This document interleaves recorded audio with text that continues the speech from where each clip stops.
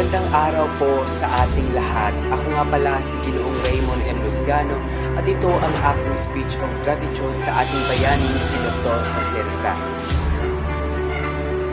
Ako ay naririto ngayon upang magbigay ng taus-pusong pasasalamat kay Dr. Jose Rizal. Isang bayani hindi lamang nagsulat ng mga aklat kundi nagsilbing liwanag at inspirasyon sa bawat Pilipino.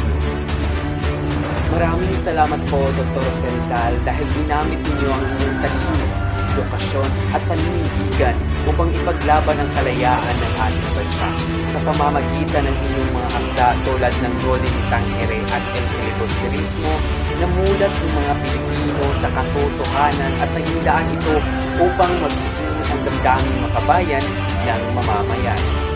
Bilang isang mag-aaral at nagpapakadalubhasa sa wikang Pilipino, hanga po ako sa inyong tapang at pagmamahal sa ating bayan. Kahit alam ninyong may panganib sa inyong buhay, hindi kayo natakot magsalita para sa katotohanan.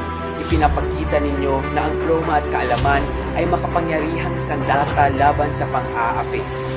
Sa kasalukuyang panahon, patuloy pa rin naming naranasan ang mga suliranin sa lipunan tulad ng kahirapan, maling impormasyon at kawalan ng disiplina.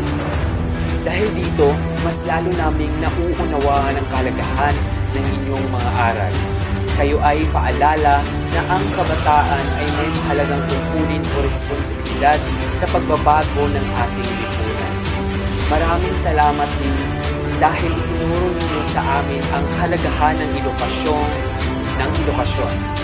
Dahil sa inyong halimbawa, mas pinipili naming mangarap, magsikap, at maging mabuting mamamayan ng bansa.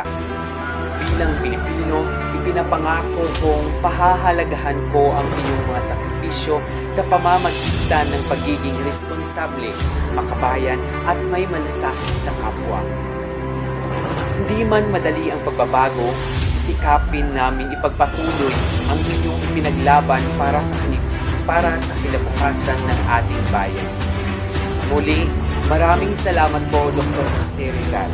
Hindi po masasayang ang inyong buhay at sakripisyo dahil patuloy kayong nabubuhay sa puso, isip at pagkakakilanlan ng bawat Pilipino. Maraming salamat po at mabuhay ang Pilipinas.